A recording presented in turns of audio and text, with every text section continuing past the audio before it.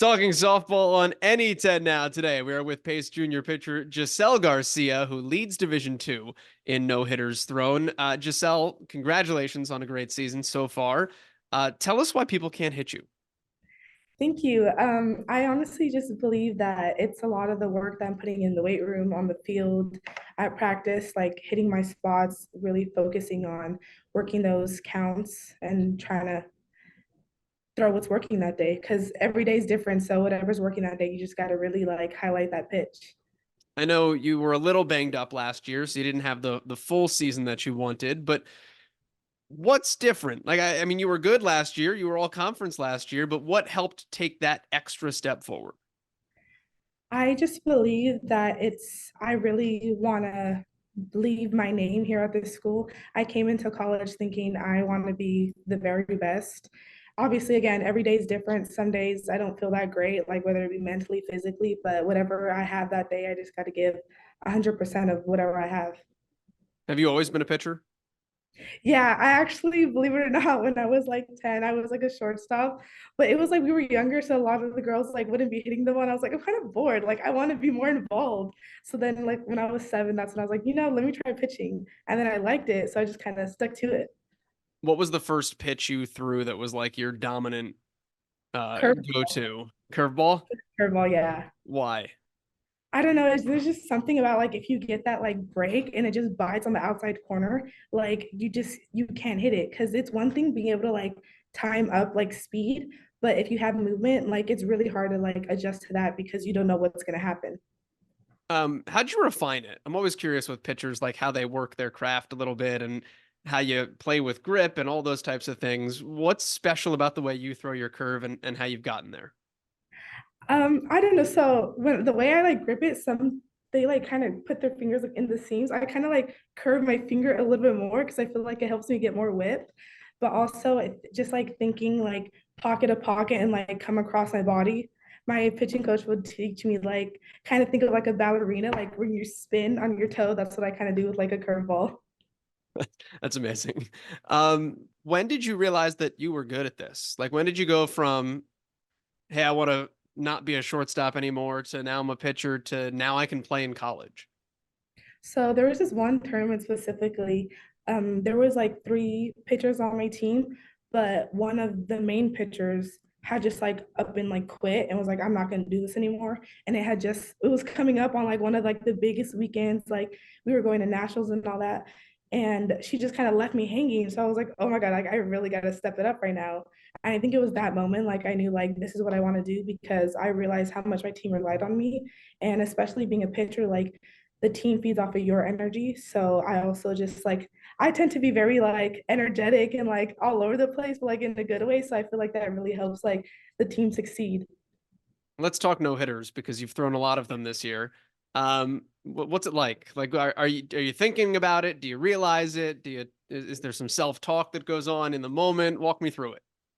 I remember the first time I threw a no hitter, I was like thinking, like, I kind of want to throw a no hitter today. And then I just like laughed. I was like, right, like that's going to happen because I just like told myself that. And then I ended up throwing it. So I guess manifesting a no hitter would work. But when I go up there, I don't really think of like, okay, I need to throw in a hitter. I just think I need to give it my all and just do the best of my ability and trust my team. And I always try to focus on getting that strikeout because sometimes it's better to get a pop up in one pitch than strike a girl out on 3 pitches. Um, can you make me a promise though? If you throw another no hitter, can you get excited at the end? Okay, I promise.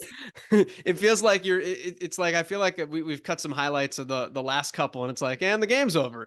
And I don't mean that in a bad way. It's almost like there's a hey, on to the next one mentality when you go out and work through a lineup. Yeah, that's for me, that's what it is. It's not like thinking, oh my God, no hitter, like, yeah, get excited. Like, it is an exciting thing. But for me, I just think of it like I kind of expect that for myself. I hold myself to like a really like high standard in the sense of I try to be perfect. Like, I know no one's perfect, but my mom would always tell me, no one's perfect, but you can get as close to perfect as you can. So that's what I try to do. Moms. How did you're from Lemon Grove, California, San Diego. How'd you wind up in New York? So one of my travel ball coaches, his daughter came to this school And then another one of my teammates, Brianna, she committed here. And then I was like, you know what? Let me check the school out because I would want to go to a college where at least I knew someone. So I knew her, and then I just decided to come here. That's a pretty good power couple of players to come over east. What sold you on it? Like I'm sure you're watching Brianna play for a little bit. What sold you on? I want to go do that. I just always wanted to like visit New York. Fun fact, I actually never been to New York. I never even saw the school. I just kind of came here on like a hunch. Like I think this is it because it was during COVID, so I didn't get the chance to like come over here and like see the school. But I've always wanted to visit New York, so I figured what better way than to get my degree and like live in there for 4 years. I know you can just hop on the train now and be in the city. What's your I favorite part know. about what's Where your did favorite we part go? about going to the city?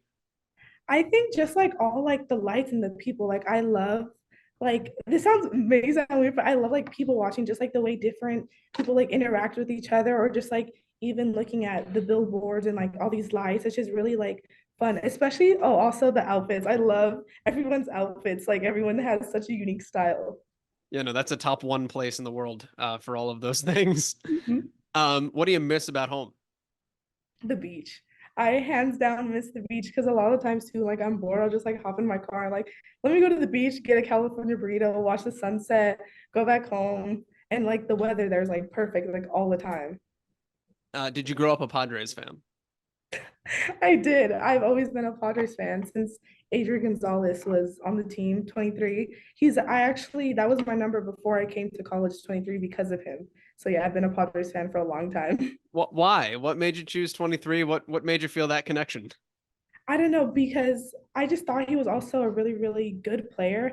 And at the time when I was playing rec ball, we had this thing of like opening ceremonies, and they had like some of the Padres come, and I actually threw one of the first pitches to him because they like chose someone from each team. And I remember they came to us and like, who wants to go? And no one wanted to go. I was like, okay, I'll go. And then I just threw to him, and I was like, oh, I kind of like him. Let me stick with him. Greatest thing to volunteer for ever. Uh, Yeah.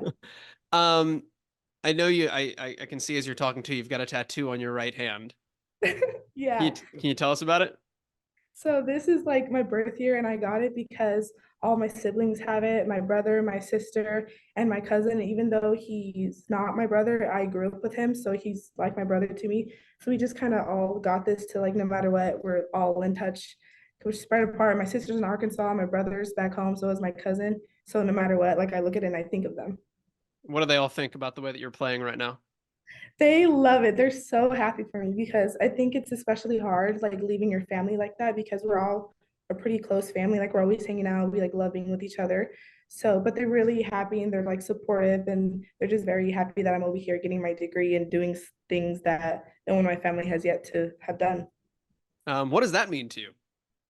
It means a lot because neither of my parents got to go to college, and my parents sacrificed a lot for me a lot of times when they've gotten invited places.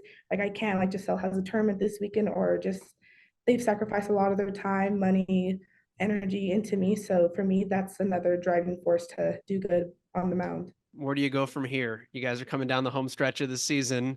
Describe the perfect ending to 2024 for you. I think winning it all is starting with the being NE10 champs. I really do think we can do it. We have such a strong group of girls. We have great offense. We have great defense. Pitching's pretty good too.